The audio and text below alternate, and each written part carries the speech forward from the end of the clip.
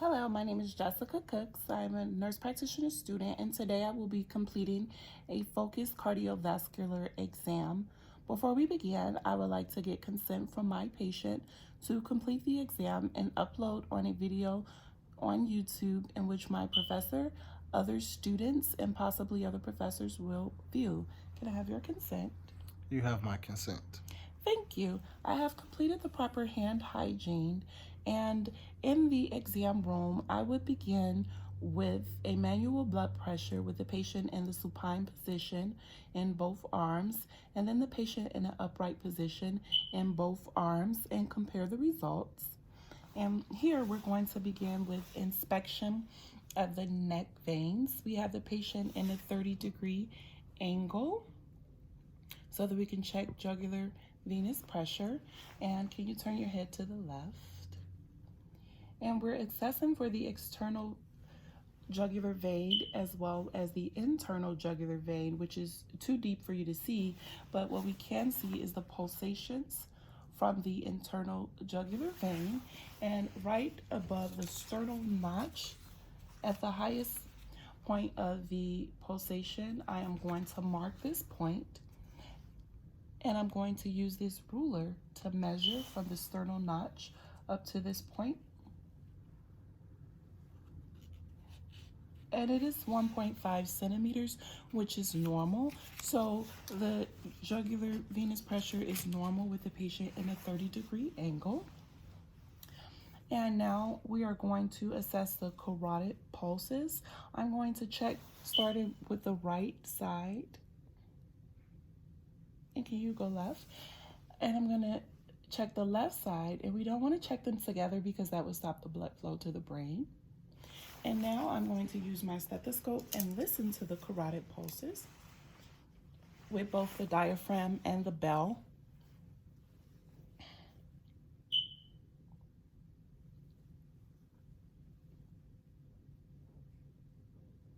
Okay, I'm going to listen on the left side with both the diaphragm and the bell. Carotid upstrokes are brisk and no bruits are heard. Thank you. And now I am going to generally inspect the chest. I do not see any deformities or abnormalities of the chest wall.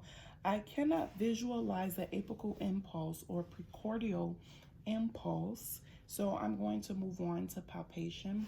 I'm going to start with palpation in the second right intercostal space, which is the aortic area. And I'm checking for any lifts, which my hand would lift up with a pulsation, and checking for thrills and heaves, which are not felt.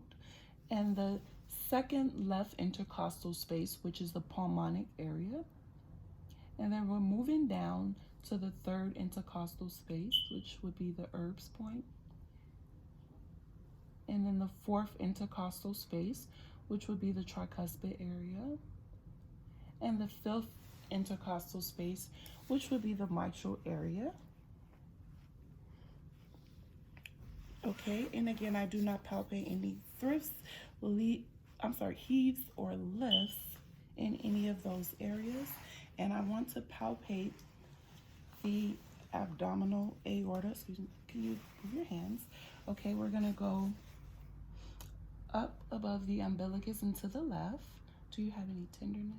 No. Okay, no pulsations are felt, and the patient does not have any tenderness.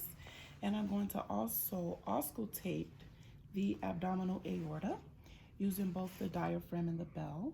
You can press your hands to the side. Thank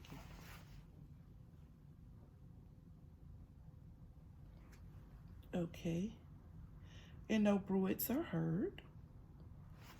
And now I'm going to auscultate in the second right intercostal space, which is the aortic area, with both the diaphragm and the bell.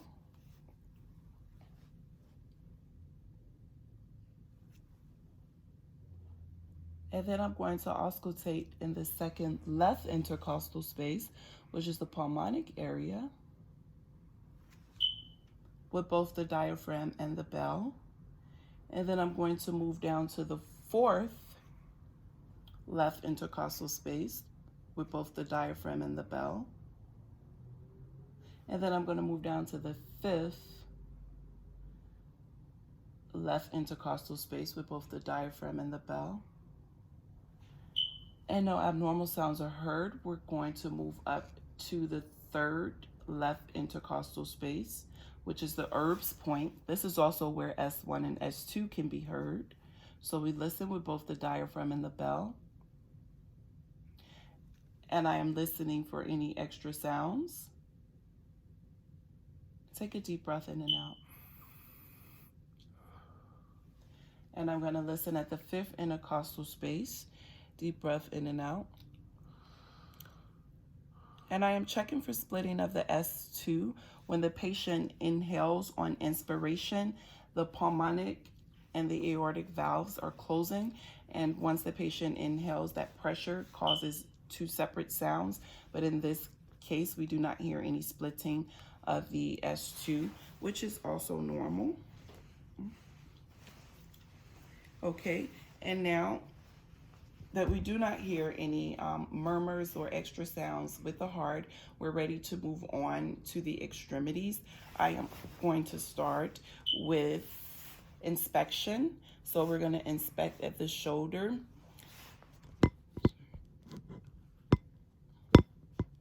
And from the shoulder, the elbow, the wrist, and the hand, we're just checking for warmth, checking for color. The color is normal. The extremity is warm. And checking the hands, there's no discoloration or cyanosis or clubbing of the fingers. And checking the capillary refill and all of the fingers, and it returns in less than 3 seconds. That's in the right extremity. We're also going to check the left extremity. I am going to check starting at the shoulder, checking down the entire extremity for warmth, checking the hands. There's also a quick capillary refill, no edema, no abnormalities of the veins in the extremities. So we are ready to move on to the pulses. I am going to start by checking the right radial pulse. And the right radial pulse is brisk and 2+, which is normal. And we're going to move up to the right brachial pulse. The right brachial pulse is brisk and 2+, which is also normal. And we are going to move over to the left side. I will start with the left brachial pulse, which is brisk and 2+, and check the left radial pulse, which is brisk and 2+. And in the exam room, we would be able to remove the clothing. Here we will leave the patient clothed, but we're going to check the femoral arteries on the right side, and I'm going to check the femoral artery on the left side, and they're brisk and 2+. But again, we would listen on the bare skin. Here we're going to listen on the clothes for any bruits of the femoral arteries. So we're going to listen with the diaphragm and the bell, and that's on the right side. And we're going to listen on the left side as well. And we do not hear any bruits of the femoral arteries. Okay, and I'm going to move down to inspection of the lower extremities, looking at both lower extremities from the legs down to the feet. I see the color is normal. No varicose veins are present. The calves are equal in size. There's no edema. The calves are supple, and the extremities are as well warm to touch in the lower extremities. I'm also going to check the feet. I'm going to check capillary refill in the toes.